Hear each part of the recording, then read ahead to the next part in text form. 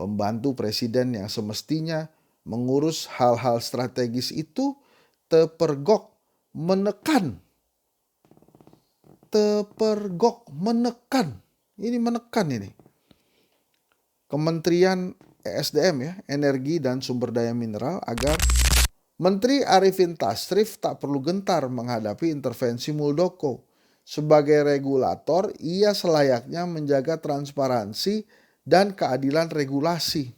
Kemudian opini juga mengangkat tentang transparansi dana politik Dasmu. PPATK mengungkap transaksi janggal bernilai triliunan rupiah untuk kampanye pemilu, memanfaatkan kelonggaran dana kampanye.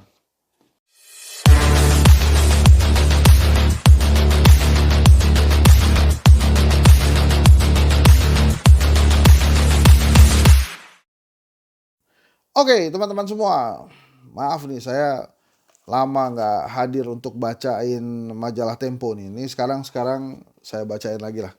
Ini tumben nih. Biasanya mukanya Pak Jokowi sama Gibran, Prabowo, sekarang mukanya Pak Muldoko nih. Di timnya Pak Prabowo juga nih. Di timnya Prabowo Gibran ya. Judulnya Backing Mobil Listrik Wuling. Wah, gambarnya Pak Muldoko. Seperti biasa kita bacain aja opininya. Ini saya izin ya sama Tempo ya. Kalau nggak berkenan tolong saya dikasih tahu, nanti saya take down. Ini supaya banyak yang mengetahui lah kira-kira pemberitaan Tempo apa aja. Nih kita bacain opininya ya. Ada fotonya Pak Muldoko lagi nih. Wah. Judulnya nih opini nih. Kepala Staf Urusan Wuling. Ini ditulis 31 Desember 2023 Tempo halaman 33. Saya ulang ya. Kepala Staf Urusan Wuling. Kepala Staf Kepresidenan Muldoko sesungguhnya sedang mengecilkan dan menghina dirinya sendiri ketika cawe-cawe urusan charger mobil listrik. Pembantu presiden yang semestinya mengurus hal-hal strategis itu terpergok menekan Kementerian Energi dan Sumber Daya Mineral agar mengabulkan permintaan produsen mobil listrik asal Cina, Wuling Motors, supaya sistem pengisian ulang baterai kendaraan listrik mereka diadopsi ke dalam standar nasional Indonesia. Waduh, saya ulang ya. Kepala Staf Kepresidenan Muldoko sesungguhnya sedang mengecilkan dan menghina dirinya sendiri ketika cawe-cawe urusan charger mobil listrik. Pembantu presiden yang semestinya mengurus hal-hal strategis itu tepergok menekan. Ini menekan ini. Kementerian ESDM ya, Energi dan Sumber Daya Mineral agar mengabulkan permintaan produsen mobil listrik asal Cina, Wuling Motors, supaya sistem pengisian ulang baterai kendaraan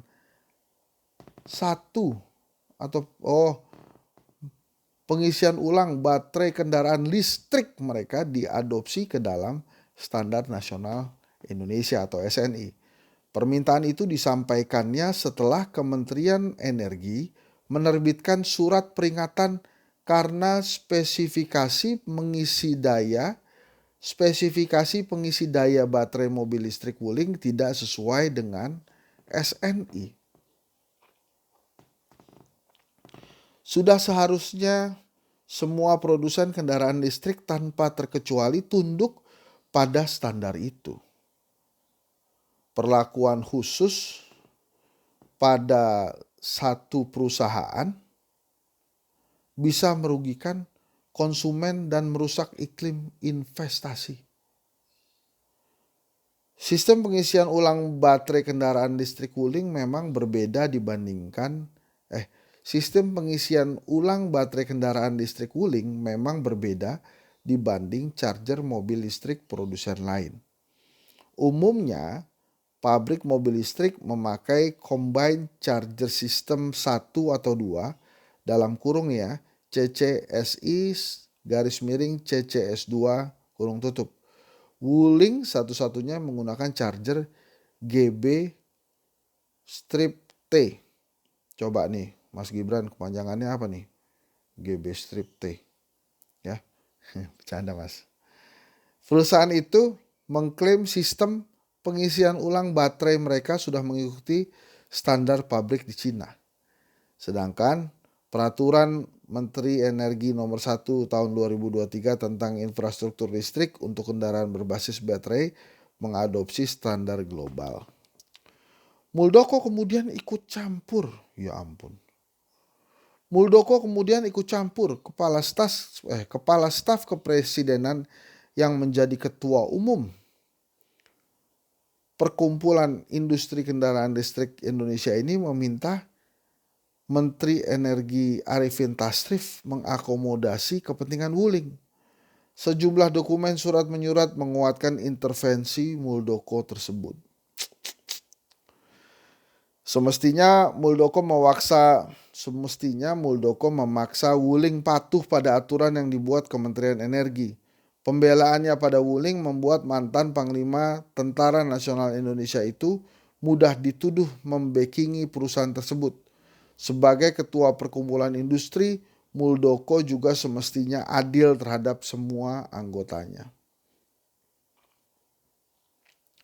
Posisi sebagai Kepala Staf Kepresidenan sekaligus Ketua Umum Perkumpulan Industri Kendaraan Listrik Indonesia membuat Muldoko terlibat konflik kepentingan.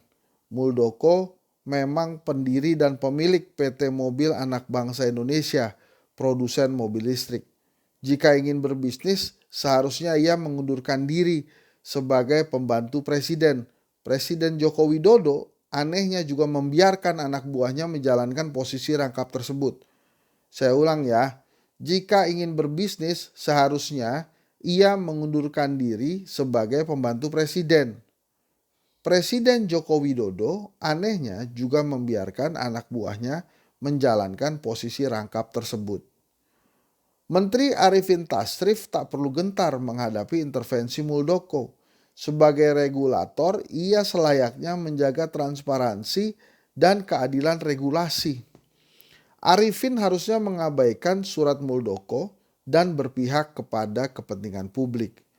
Pemberian hak istimewa apalagi jika ada imbalan pada satu entitas bisnis, Pemberian hak istimewa apalagi jika ada imbalan pada satu entitas bisnis akan menciptakan hubungan tidak sehat antara pihak swasta dan pemerintah. Praktek ini bisa membuat regulator disetir agar melayani kepentingan perusahaan, laku korupsi yang bisa merugikan negara dan konsumen. Ulang ya, praktek ini bisa membuat regulator disetir agar melayani kepentingan perusahaan, laku korupsi yang bisa merugikan negara dan konsumen. Produk yang tidak memenuhi syarat SNI pun dapat merepotkan orang banyak. Dalam hal mobil listrik, konsumen Wuling akan repot karena harus memakai konverter agar bisa mengisi ulang daya di stasiun pengisian kendaraan listrik umum (SPKLU) yang disediakan perusahaan listrik negara dan swasta. Keamanan konverter masih dipertanyakan. Penyedia SPKLU juga bakal rugi bila sistem pengisian ulang baterai Wuling dipaksakan memenuhi syarat SNI. Sebab jika permintaan Muldoko dipenuhi, SPKLU wajib menyediakan stasiun khusus yang cocok dengan charger baterai Wuling.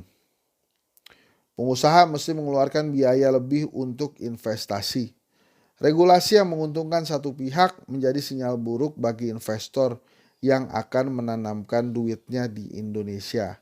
Padahal selama ini Presiden Jokowi selalu menggembar-gemborkan pentingnya investasi. Salah satu prasyarat menggait investor adalah kejelasan aturan main, keadilan dan transparansi. Intervensi Muldoko meminta perubahan standar sistem pengisian ulang listrik demi kepentingan Wuling jelas mengeruhkan iklim investasi itu. Cawe-cawe Muldoko juga wujud lemahnya komitmen pemerintah menjaga tata kelola pemerintahan yang transparan, bebas korupsi, kolusi, dan nepotisme. Nah itu nih guys, Pak Muldoko. Dia ada di tim suksesnya Prabowo kalau nggak salah ya. Ya nanti kalau Prabowo menang ya jadi menteri lagi kali. Kalau menang. Oke, kemudian opini juga mengangkat tentang transparansi dana politik Dasmu. Nah, PPATK mengungkap transaksi janggal bernilai triliunan rupiah untuk kampanye pemilu. Memanfaatkan kelonggaran dana kampanye. Wah ini saya bacakan paragraf terakhirnya aja ya. Nanti teman-teman cari di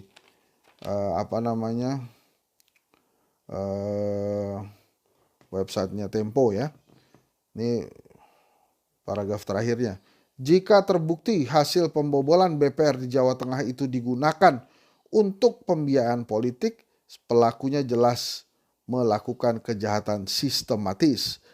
Aparat penegak hukum mesti mengusutnya hingga tuntas demi melindungi para nasabah sekaligus mencegah kejahatan politik lebih besar. Kecuali meminjam istilah Ketua Umum Partai Gerindra Prabowo Subianto yang videonya viral di media sosial. Transparansi dana politik dianggap Dasmu. Kok bawa-bawa Pak Prabowo?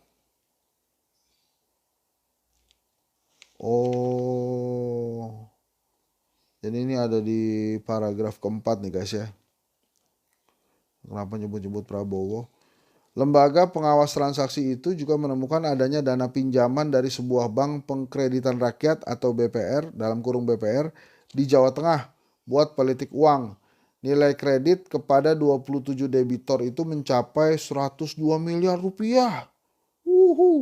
Seluruh kucuran kredit ditampung seorang pengusaha berinisial MIA. Uang itu lalu dialirkan lagi ke sejumlah korporasi dan koperasi yang diduga terafiliasi dengan sejumlah pentolan Partai Gerindra. Oh itu kenapanya Prabowo disebut-sebut. Nah, ini terus ada busuk KPK tak sekedar di kepala. Satu lagi ada etika dalam umpatan calon presiden gemoy. Wah, Prabowo Subianto meremehkan pelanggaran etik penunjukan Gibran Rakabuming Raka sebagai calon presiden. Umpatan yang berbahaya. Nah itu teman-teman ya opini tadi. Terus kalau tentang Pak Muldoko tadi ada di halaman 92 tentang Pak Muldoko tadi tuh 92.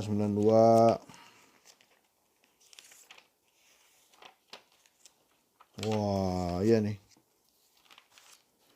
tersengat lobi Wuling. Wah ini dia gambarnya nih ya. Tuh ya, nanti saya foto-fotoin deh. Ini Pak Muldoko nih. Ampun pejabat-pejabat kita tuh ya, mau diterusin apa perubahan tuh guys. Perubahan yang lebih baik harusnya ya. Ya kita kan, oh ada foto Pak Muldoko naik Wuling nih tuh ya. Kepala Staf Kepresidenan Muldoko menjajal mobil listrik Wuling di pameran Periklindo Electric Vehicle Show 2022 di GI Expo Kemayoran Jakarta Pusat 22 Juli 2022. Oke teman-teman, itu baca-baca Tempo ya. Kita bacakan lagi nanti beberapa hal di Tempo selanjutnya tentu saja, karena Tempo yang ini kan sudah selesai. Wah ini macam-macam nih, ada penggunaan charger, tenaga listrik dan lain-lain.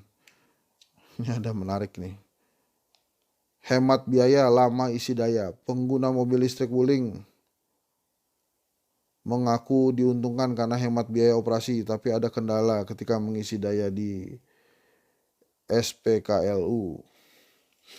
Wah, nggak boleh begini dong ya. Kalau merugikan Indonesia, sebaiknya jangan diteruskan guys. Kita ganti, perubahan. Ini bukan kampanye nih, tapi cuma opini aja. Makasih ya, terima kasih. Kalau ada saudara atau teman, sahabat, keluarga yang belum subscribe YouTube saya, tolong diminta subscribe ya, biar kita bisa nembus 100.000 nih. Kalau bisa 1 juta, 2 juta, ngalahin Bang Refli itu, Bang Abraham, wah lain-lain teman saya itu, wah hebat-hebat ya. Makasih ya, Assalamualaikum warahmatullahi wabarakatuh.